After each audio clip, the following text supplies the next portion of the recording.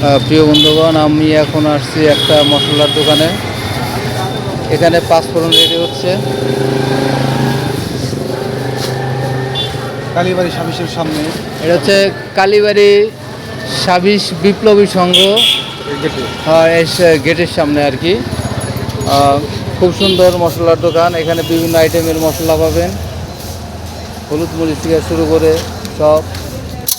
এটা কি জিরা, মেথি, পাঁচফোড়ন। পাঁচফোড়ন কত টাকা দিচ্ছেন? পাঁচফোড়ন এমনি হলো আমার নিজের বানিয়ে নেবে 100 টাকা, 100 টাকা। আর এমনি আলাদা আলাদার দাম বেশি হবে। আচ্ছা, বুঝতে পারছি। যাক, আপনারা সবাই এখানে আসবেন।